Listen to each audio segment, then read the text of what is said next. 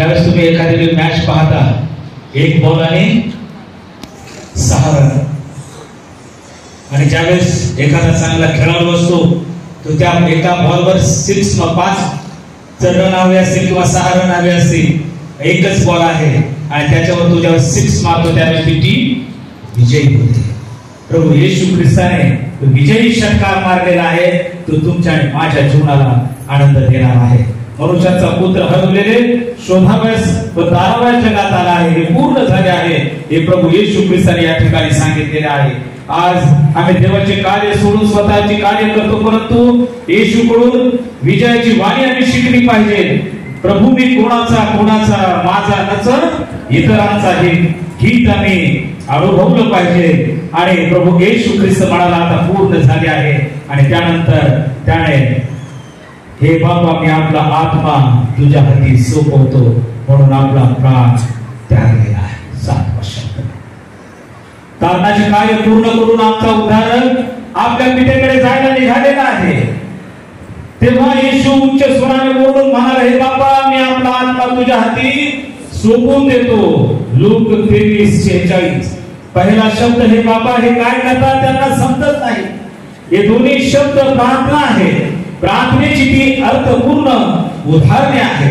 6वा शब्द निर्देश, 6 शब्दाचा निर्देश पृथ्वीकडे जाण्याचा आहे होता, परंतु 7व्या शब्दाचा निर्देश स्वर्गाकडे आहे. 6व्या शब्दामध्ये जगाचा निरोध तो घेत आहे, तर 7व्या शब्दामध्ये गौरवी प्रवेश प्रभू येशू ख्रिस्ताने केलेला आहे. जर आम्ही जर पाहिलं तर उन्हाळा पुत्र जसा आपल्या पित्याकडे निघालेला आहे, पित्याने त्याला आपल्याला सावरलेला आहे, या स्वर्गीय पित्याने देखील प्रभूला आपल्याकडे बोलवलेला आहे की माझा आत्मा तुझ्या हाती सोपवून देतो. आत्मा देण्याचा अधिकार त्याला आहे, आत्मा घेण्याचा अधिकार त्याला आहे.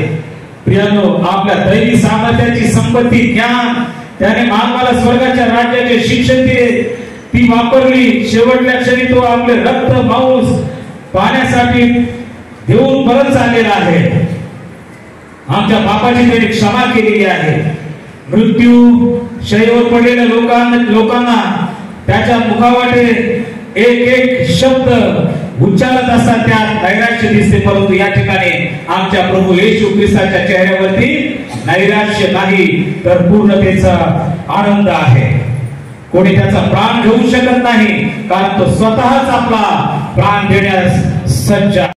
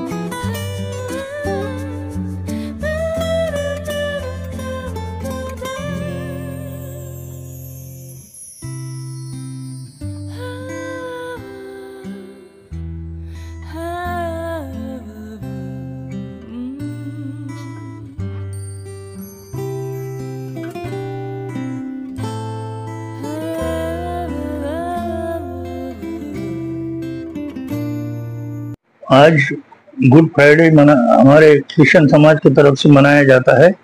आज जीसस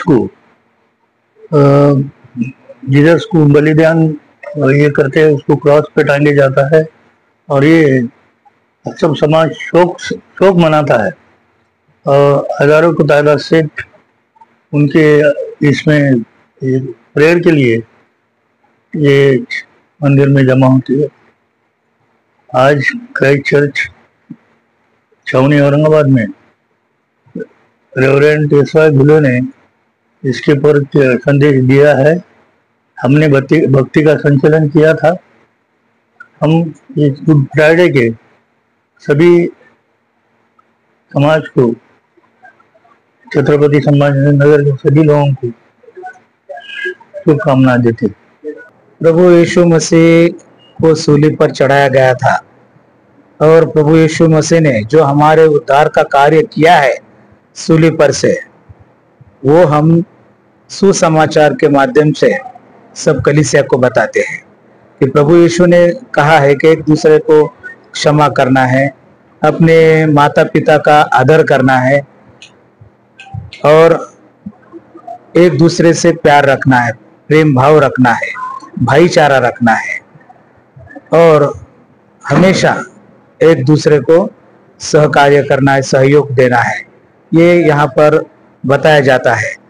कहा बहुत से लोग कहते हैं कि एक दूसरे के लिए प्रेम करना चाहिए, प्यार करना चाहिए दुश्मन, लेकिन परमेश्वर प्रभु यीशु ख्रिस्त, प्रभु यीशु मसीह हमें सूली पर से ये बताता है कि हमसे जो बैर रखते हैं हम उनसे भी प्यार रखना चाहिए, उनसे भी प्यार करना चाहिए। ये प्रभु यीशु मसीह का सबसे बड़ा संदेश हमारे लिए ये है कि शत्रु पर भी प्रेम रखो, एक दूसरे से भाईचारा रखो और अच्छा जीवन व्यतीत करो और प्रभु के पास जाने के लिए अच्छे कार्य करो।